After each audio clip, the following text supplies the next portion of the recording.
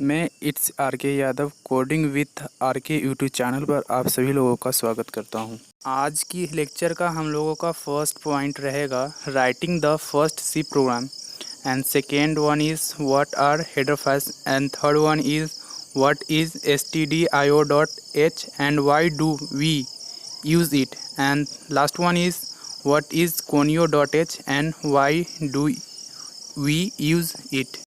ये जो आपकी स्क्रीन पे शो हो रही है ये टर्बो का कोड विंडो है जिस पर हम लोग अपना प्रोग्राम लिखेंगे। प्रोग्राम लिखने से पहले मैं आप लोगों को एक बात क्लियर कर देना चाहता हूँ कि सी लैंग्वेज होता है वो एक केस सेंसिटिव लैंग्वेज होता है। क्या मतलब होता है केस सेंसिटिव का मतलब? तो केस सेंसिटिव का मतलब होता है ये कि जब हम लोग प्रोग्राम लिखते हैं तो प्रोग्राम लिखते समय हम लोगों को स्मॉल लेटर्स और कैपिटल लेटर्स का खास ध्यान रखना होता है। आप लोगों के माइंड में एक क्वेश्चन अराइज हुआ होगा कि कहाँ पे हमें कैपिटल लेटर्स का यूज़ करना है, कहाँ पे हमें स्मॉल लेटर्स का यूज़ करना है। तो आप टेंशन मत लीजिए, जब आप प्रोग्राम में धीरे धीरे आगे बढ़ेंगे तो आपको पता चल जाएगा कि हमें कहाँ पे कैपिटल लेटर्स का यूज़ करना है, कहाँ पे स्मॉल लेटर्स का यूज़ करना है। जैसा कि स्क्रीन पर आप देख पा रहे हैं, आपकी स्क्रीन पे एक प्रोग्राम शो हो रही है, उसमें आप देख सकते हैं कि इसमें एक हेलो में एच और यूज़र में यू, मात्र ये ऐसे ही दो अल्फ़ाबेट है जो कैपिटल लेटर में लिखे गए हैं और बाकी के सारे अल्फ़ाबेट स्मॉल लेटर में लिखे गए हैं। अगर मैं एच और यू को छोड़कर किसी भी वर्ड के अल्फ़ाबेट को मैं अगर कैपिटल लेटर में लिखूंगा तो कंपाइलर मुझे एरर दे देगी। जैसा कि आप अपने स्क्रीन पर एक 7 लाइन की प्रोग्राम बने हुए देख पा रहे होंगे, उन 7 लाइन की प्रोग्राम में हम बारी बारी से हर एक लाइन के बारे में डिस्कस करेंगे। तो हमारा फर्स्ट लाइन है हैज़ इंक्लूड stdio.h। तो हम लोग हैज़ इंक्लूड में जो एंगुलर ब्रैकेट में stdio.h लिखा हुआ है सबसे पहले उस पर हम लोग डिस्कस करेंगे।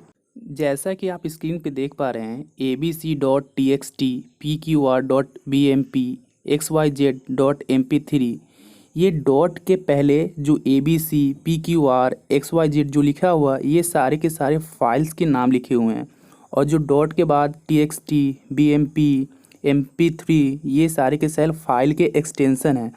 हम लोग फाइल एक्सटेंशन से ये पता लगा सकते हैं कि वो फाइल किस नेचर की है, किस टाइप की है। जैसे किसी के सरनेम से हम लोग पता लगा सकते हैं कि उसकी रिलीजियस क्या होगी, वो किस कंट्री से है। जैसे कि आप एग्जांपल में देख सकते हैं, जैसे टी एक्स टी एक टेक्स्ट फाइल है जिसमें हम लोग अल्फ़ाबेट्स लिखते हैं।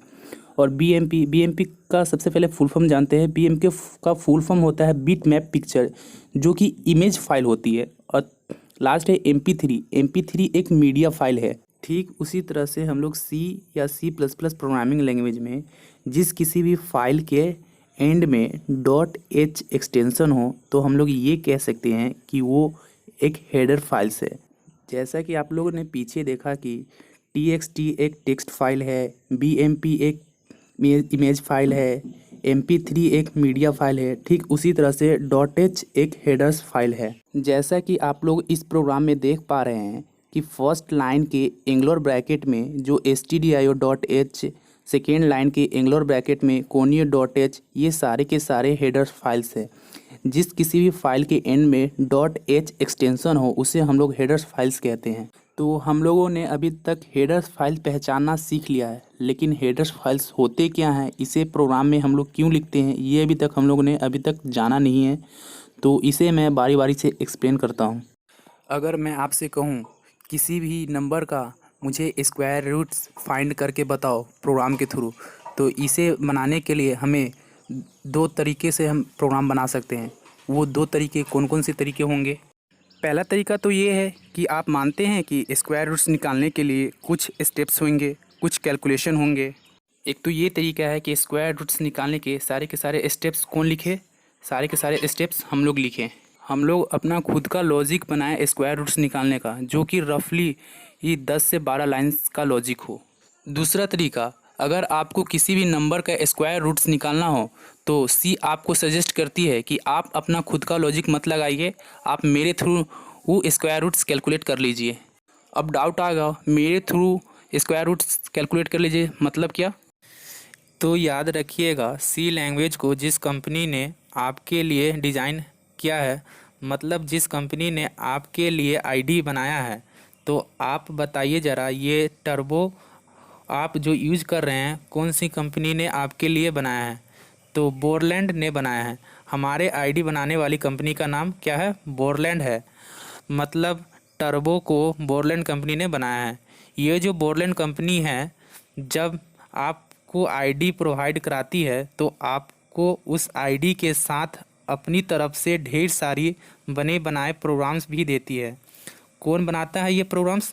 ये वो कंपनी बनाती है जिसका आप आईडी यूज कर रहे हैं। और ये प्रोग्राम्स क्या कहलाते हैं? ये प्रोग्राम्स सी लैंग्वेज की दुनिया में कहलाते हैं फंक्शन। और ये फंक्शन कहाँ रहते हैं?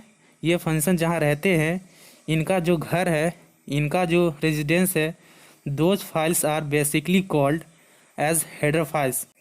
मैं पूरी कहानी को वापस से रिपीट कर रहा हूँ, सभी लोग गौर से मेरी बातों को सुनिएगा। जब आप अपने कंप्यूटर में सी लैंग्वेज का आईडी इंस्टॉल करते हैं, कौन सा आईडी? कोई भी आईडी, चाहे वो टर्बो का हो, चाहे वो कोड ब्लॉक्स का हो, चाहे वो डेव सी प्लस प्लस का हो, चाहे वो विजुअल स्टूडियो कोड हो, चाहे वो एक्स कोड का हो, कोई भी आईडी आप कंप्यूटर में इंस्टॉल करते हैं, जब ये आईडी आपके कंप्यूटर में आता है तो ये अपने साथ ढेर सारी फाइलें लेके आता है। इन ढेर सारी फाइलों को क्या बोलते हैं? इन ढेर सारी फाइलों को हेडर्स फाइल्स बोलते हैं। क्या होता है इन हेडर्स फाइल्स के अंदर? इन हेडर्स फाइल्स के अंदर प्री डिफाइंड प्रोग्राम होता है। क्या वर्ड बोला हमने? Pre defined. प्री डिफाइंड का मतलब क्या होता है? प्री डिफाइंड का मतलब होता है जो पहले से बने हो। किसने बनाया? हमने बनाया? जी नहीं, हमने नहीं बनाया, उस कंपनी ने बनाया जिसका कंपाइलर हम लोग यूज कर रहे हैं। ये प्री डिफाइंड प्रोग्राम्स को हम लोग प्रोग्राम नहीं बोलते हैं, इन्हें हम क्या बोलते हैं?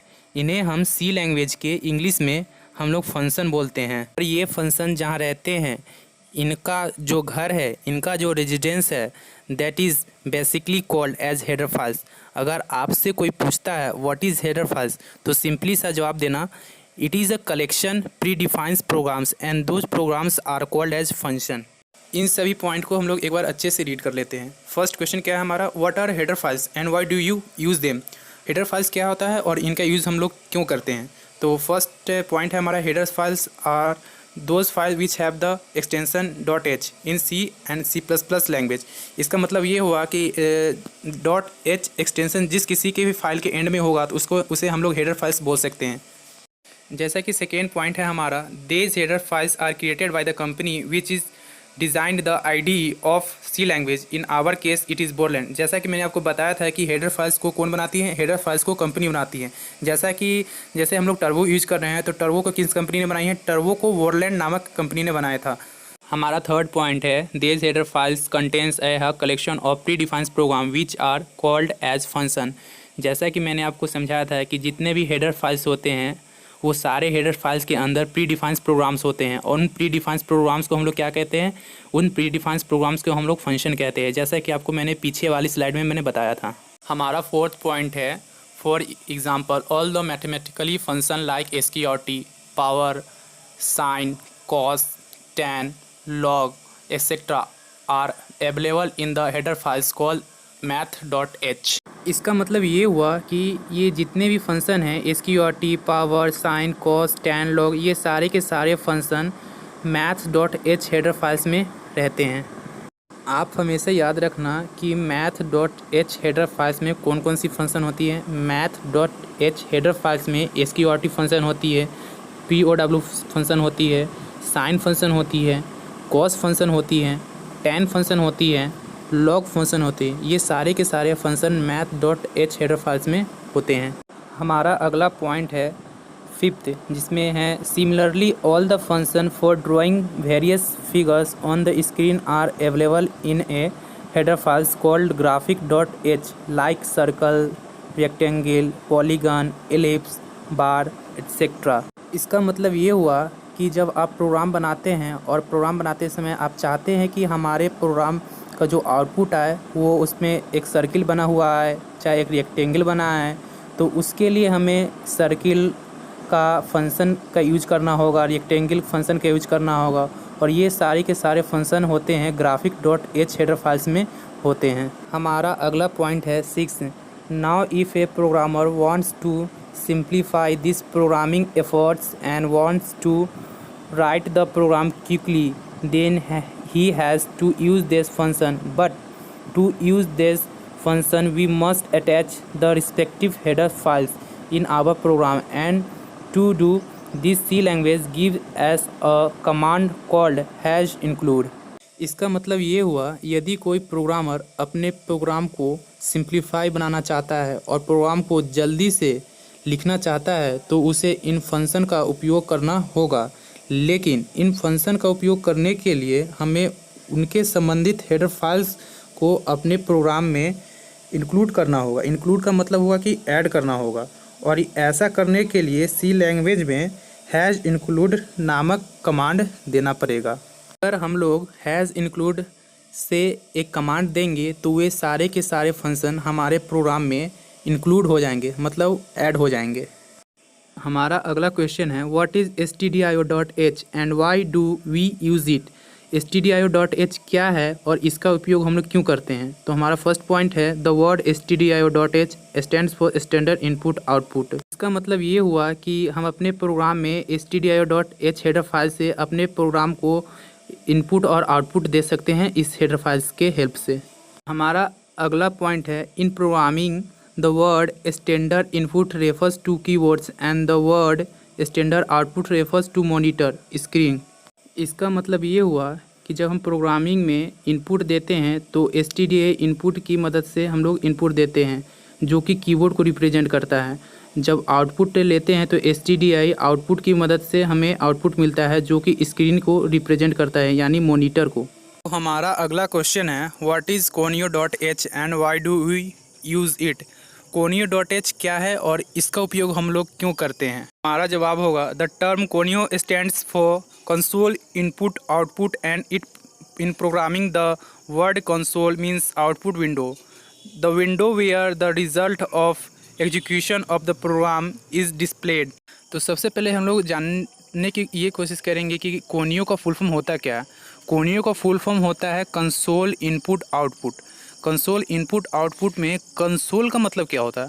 तो कंसोल का मतलब आइए समझते हैं। जैसे कि आपने कोई प्रोग्राम लिखा और उस प्रोग्राम को रन करने के बाद जो एक ब्लैक कलर की जो विंडो आती है उस विंडो को हम लोग कंसोल कहते हैं। तो फिर हम लोग ये भी कह सकते हैं जब हम लोग कोई प्रोग्राम बनाते हैं और उस प्रोग्राम का जो आउटपुट जिस विंडो पे आता है उस पर्टिकुलर विंडो को हम लोग कंसोल कहते हैं, कंसोल विंडो कहते हैं। conio के अंदर कुछ ऐसे पॉपुलर फंक्शन हैं जो कि हमारे प्रोग्राम में हम लोग मैक्सिमम टाइम उसका यूज करते हैं ताकि हमारा आउटपुट अट्रैक्टिव और अच्छे तरीके से दिखे। जैसे कि एक फंक्शन है, उस फंक्शन का काम होता है कि वो हमारे एक स्क्रीन का जो कंसोल विंडो होता है उस पर जितने भी मैसेज है उसको क्लियर करने का काम करता है। दूसरा एक फंक्शन है, उसका वर्क होता है कि फ़ॉन्ट का वो कलर को चेंज करता है। एक तीसरा फंक्शन होता है, उसका काम ये होता है कि वो कंसोल विंडो को पॉज करके रखे। हमारा अगला पॉइंट है although the header files conio.h does not generate the console window for us because console is automatically provide by the operating system. इसका मतलब हुआ ये कि हेडर फाइल्स conio.h हमारे लिए कंसोल विंडो ओपन नहीं करती है क्योंकि कंसोल ऑटोमेटिकली ऑपरेटिंग सिस्टम द्वारा प्रदान किया जाता है। हमारा अगला पॉइंट है however the file conio.h provide us some very useful function which will help us controls manage the console window. These most popular function are. इसका मतलब हुआ ये कि फाइल conio.h हमें कुछ बहुत ही उपयोगी फंक्शन प्रोवाइड कराती है जो हमें कंसोल विंडो को कंट्रोल करने में मदद करती है, जिसमें से कुछ पॉपुलर फंक्शन हैं। जिसमें से पहला फंक्शन है CLR इसके मदद से हम लोग कंसोल विंडो पर मैसेज को क्लियर कर सकते हैं। दूसरा फंक्शन है टेक्स्ट कलर।